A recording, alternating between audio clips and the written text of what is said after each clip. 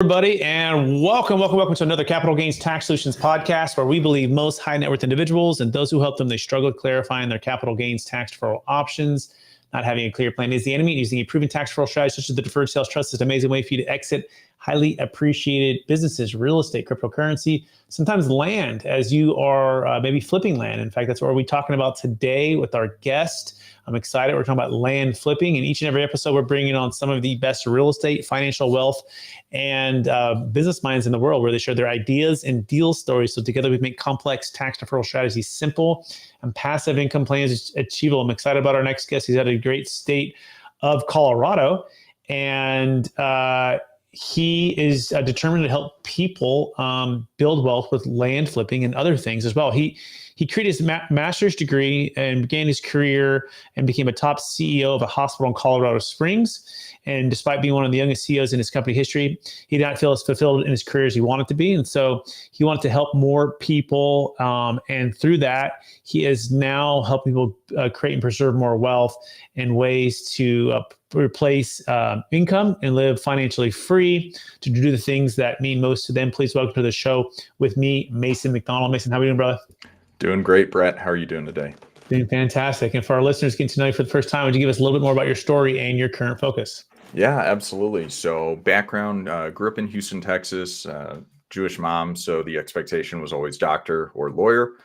Went to school, got a degree in neuroscience. Towards the end of my undergraduate career, realized I wasn't smart enough or didn't want to spend the rest of my life in school to become a physician. Went and got my master's degree in healthcare administration so I could do the business side of medicine, worked my way up to the top very rapidly, became a CEO at 26 years old of a hospital here in Colorado Springs, and hated my life. I was hypertensive stage 2, wasn't sleeping but 2 or 3 hours a night, stumbled across land flipping, and in my first land flip made over 6 figures and quit my job and been doing that ever since. So buy and sell land all over the country. I fund other people's land deals. I help people learn how to do the same thing that I'm doing and invest those gains into commercial real estate and new development projects that I have going on. But yeah, that's about the 60-second elevator pitch on who I am and what I'm doing. That's right. That's great, Mason. I love all of that. And, before we dive into land flipping, and by the way, you can learn more about Mason by going to coachingwithmason.com. That's coachingwithmason.com. I do want to take one other step back. I believe we've all been given certain gifts in this life, and these gifts have been given to us to be a blessing and help to others. Some people call them strengths. Some people call them superpowers. So I'm curious, maybe, what do you feel like is the 1 or 2 strengths or gifts that you were given, and how does that help how you help and bless people today? Yeah, I think that what I'm best at is probably getting people to believe in a vision that's greater than themselves. I think working in healthcare and working in behavioral health, it's such an antiquated industry. People are tired, people are worn out, people are sick, people are dying all the time. And being able to go in and inspire a vision, whether it's advocating for the treatment plans of patients or advocating for better processes, systems, and solutions for the staff to make a better job and a better life for themselves. I think that's what kind of allowed me through leadership positions to accelerate my career and help people in their lives, where I think I can be pretty motivating. And as my mom says, I have the face for radio. So I've got that nice radio voice to inspire people too. That's awesome. I love that. Yeah. Inspiration and getting people to believe in a vision and to move forward. Invaluable skill. I've heard a saying that momentum is greater than the sum total of all of our leadership resources and strategy combined. And the only way to get momentum going is to having a compelling vision. And so I think that's so key. Let's keep that in mind as we talk about land flipping. So Mason, what's the number one secret to, I guess, making money or making a return when you're doing land flipping? Yeah, it's land flipping's an interesting business because whenever you look at it from what most people see it as is we're just a pawn shop. We're buying land for cheap and we're selling it for more. So why are people going to sell land to you at a discount? I think one of the biggest differentiating factors between my company and some of my business partners' company is just lead follow up and follow through. Our business at the end of the day is really just a direct to seller marketing business where we send direct mail campaigns, postcards to people or potentially cold calling people to offer them ridiculously low prices on their land. And I think by following up with your potential sellers regularly and consistently is absolutely crucial. And then the second thing is showing legitimacy. On all of our marketing materials and in all of our conversations, we reiterate the point that hey, we close all our deals with a title company. We insure every purchase. We can provide proof of funds for everything. I think that eliminates some of the fear associated with doing a transaction with someone that you maybe never will see face to face, just by saying, hey, we've got all these advocates in our corner that are professionals in this business. Differentiates us and allows us to be very successful in this business. Excellent. So it sounds like number one is understanding that you're going to buy land for a lower cost, and you do that through sourcing these deals on a consistent basis with lead, follow up, and follow through. And then as well, you're always giving them the certainty of execution on legitimacy with title, with ensuring that the purchase is going to go smoothly. Is that a fair summary so far? Yeah, absolutely. I think that's one of the interesting things about this business is so many people are teaching their students that are starting land flipping or just in general to self-close and avoid costs wherever you can. There's something painful about buying a piece of land sometimes for $1,000 or $5,000 or even $20,000 and spending upwards of 10% of the purchase price on closing costs. And for us, it's just the cost of doing business and being able to say, hey, call Kelsey at Tima Title in Phoenix and she'll be able to advocate for us, has gotten us so many more deals and is worth the cost. So I think that legitimacy point is something I really want to hammer home. Yeah, it makes perfect sense. I'm talking with Mason McDonald, talking about land flipping. Go to coachingwithmason.com to learn more about Mason. So Mason, what's the next secret to building wealth with land flipping? Once you've had legitimacy, in place, you have the follow up and find the leads. What's been the next step on making sure you're building wealth in a good way with land flipping? I think the main thing is looking at land that is highly desirable. Builders are building like crazy right now. We're recording this February of 2024, and builder confidence is at an all-time high. So if you're going after land, infill, horizontally developed, builders are ready to go out, ready to build on it now that building costs for the most part have gone down. I think targeting land in areas that are of high growth, high demand, and high builder interest is absolutely crucial. And then the second part of it is access to capital. I think there's a lot of confusion around land flipping and real estate investing in general, that there's this idea that you can come in and invest with no money down. That's just not true.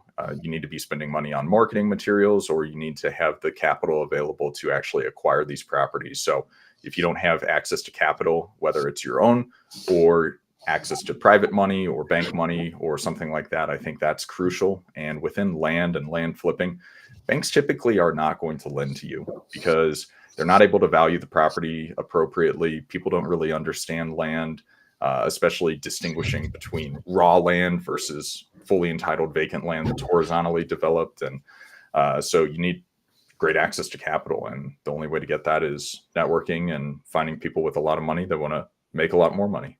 It makes sense. Yeah. So access to capital, and then targeting high demand areas and places that builders have, extreme confidence that if they are to buy the land from you, and maybe we can go with like step by step what this looks like, right? My understanding of land flipping is you're gonna buy the land, and you may or may not actually close on the land. Most likely you're not, right? You're just going to tie it up for a 6 to 12 month period with some options to extend that escrow with maybe some hard money up front. But during that period of time, you're going to work with the city or work with the county or work with whomever to entitle it or move it forward in the process to get it to the point where, look, as much as possible, the developer can be turnkey, right? They can start developing it the day they close. And it's that delta between what you tied up and the sweat equity that you did in between that creates the value. And then you flip it, right, by selling it to the builder. So let's say you tied it up for, $100,000, but you added value up to like $1 million because you were able to do all of those things. Is that a fair summary? What would you change there, Mason? No, I think that's one aspect of the business, absolutely, of going in and figuring out what the highest and best use of the land is. So depending on the county or the city, where right before this call, I was looking at some land in Georgia that would make sense to do, we call it kind of like a minor entitlement or a minor subdivision, where buy it, split it into 2 or 3 lots, and then go out and sell it. So for me personally in my business, I don't do that long hold period. I'm always going to be the end buyer or the initial end buyer. I don't wholesale. I don't double close. That's, I think, just my healthcare background and being anti-litigious, of having fear of any sort of anything if going wrong if you do it the wrong way, if that makes sense. So I think a lot of people will wholesale or sign the contract and do that value add period. A lot of these land flips, though, to be honest, Brett, is it's the only value you're adding to the situation is purchasing it at a discount. So I think what you're suggesting is the long-term vision of most of us that are in this business that are attempting to grow. But I mean, we are closing on a deal on the 7th of February. We're purchasing it for $205,000. I think all in it's $206,700. We're putting it on the market for $380,000. And we anticipated selling in 30 to 45 days just because of the market. So there are those deals. There are the minor entitlement deals and then the heavy entitlement deals as well. But it's all kind of within the same realm of you're either doing a value add by purchasing it at an extreme discount, which is very minimal value add, versus doing some sort of lot split or subdivision or putting in roads or putting in utilities or something like that. Okay, that makes sense. All right, so you're definitely closing on the land and holding it for 30 to 60 days, maybe a year or less, and then selling it. And most of what you're doing is buying it really, really well, right? And doing some minor, you said minor entitlement or minor subdivision. So when you go to exit, Mason, like what are you doing with the capital gains tax? Part of what we're doing here is try to figure out create more wealth, not only on the cash flow or the appreciation, but on the tax flow, the outer edges of before and after you moving the capital. So what's been like your main strategy for your taxes as you're exiting these assets? So the beautiful thing about land, and whenever you're just doing these land flips, is you do not have to pay capital gains taxes on it. What you're considered is a dealer, so it's considered inventory, where every land deal that I do, we basically create a miniature P&L or profit and loss statement of this is the wholesale price that we bought this product for, and this is the sale price that we sold it for. So my CPA does a great job minimizing taxes of having our entity set up as an S Corp. So we do all the pass-through stuff. However, with that being said, regardless if you're paying capital gains taxes or not, if you're doing deals like what I'm talking about, where you're getting a 50% cash on cash return or a 500% cash on cash return, you're making a ton of money. And that's where you have to invest that money into other stuff. So currently at this point, I only own one commercial building, planning on buying another strip center this year. And I've stayed out of the single family home space just because I am lazy. But that's where you are able to really get in and save taxes, is focusing on bonus depreciation and just regular straight line depreciation with your fixed assets. My CPA told me to buy a truck last year, which was a fun purchase for me, just getting to buy a truck and fully depreciate it. So that's kind of the idea behind it. But in terms of real estate investing, not having to pay capital gains taxes on these huge profit deals is really nice. Absolutely. Yeah, those are some great ideas. And talking with Mason McDonald, coachingwithmason.com, coachingwithmason.com. And right, so if you're a dealer, so you're doing a certain amount per year, so you're able to run it through the S Corp. And by running through the S Corp, you can continue to invest the funds and just take like a salary from the S Corp is the main idea, Mason, and not have to realize it all in 1 year and pay the tax. Is that a fair summary on that S Corp strategy? Yep, exactly. And my strategy with all this is hire a CPA that's better and smarter and spends all day and all night doing this kind of stuff, because I don't fully understand the laws and everything around it, which is why I don't try to ever give any tax advice. But being able to structure it like that, pay myself a fair and reasonable salary, and keep the profits and do disbursements whenever my CPA tells me to, makes it super, super simple. Yep, absolutely. That's a cool way to do it. And there's also an alternative way too, which I'll throw out there for anyone's listening. In fact, we did $45 million worth of land, more like assignment sales, where they had it for less than a year. Actually, they didn't even have it. They just tied it up and then they just like a double close. And so on those exits, we used what's called the deferred sales trust, where they moved the proceeds into the trust, deferred all of the ordinary income tax. There was no capital gains tax because it was less than a year. And what's neat about that is now they can turn around, and they had a promissory note from the trust, but they can turn around and those funds can go in and out of different deals with new LLCs, establishing a new basis and a new opportunity for growth.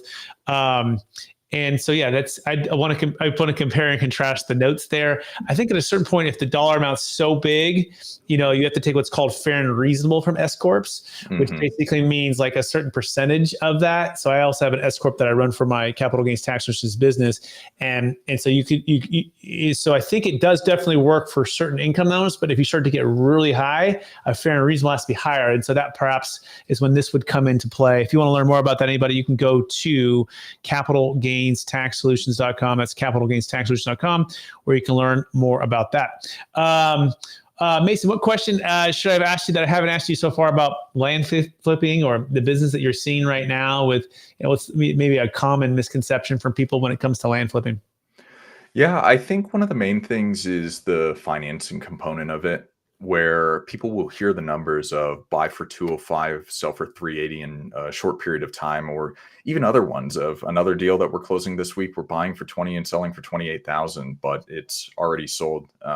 Probably would have been a good double close opportunity, but whenever I talk to friends, talk to family, talk to anyone in my network about it, they're confused by why would anyone not be doing this? Why is everyone not doing this? Why are there not more people in the real estate investing community flocking to this? And I think it's the ability to access cheap and affordable capital. At the beginning of my business, I was doing profit splits with people, giving up anywhere from 20 to 60% of every deal. And I think that that right there is a real challenge. And I think a real opportunity for people within this space that are listening to this show that, hey, here's an opportunity to start doing promissory notes for these people that are doing land flips, because it's so hard to calculate what that LTV or loan to value is on these individual land flips. So I think it's a huge opportunity in this space. I think it's a blue ocean out there in terms of land flipping financing or entitlement deal financing, where we're buying deals from developers that are running out of capital, even though the basis, I mean, there's deals where you buy for $5 million, you do simple entitlement, you can exit upwards of $20 or $30 million. So huge opportunity in the space. And I hope that anyone listening to this that is in the private equity or family office world sees what we're able to do with land flipping and help us come up with solutions to access affordable capital to keep doing deals like this.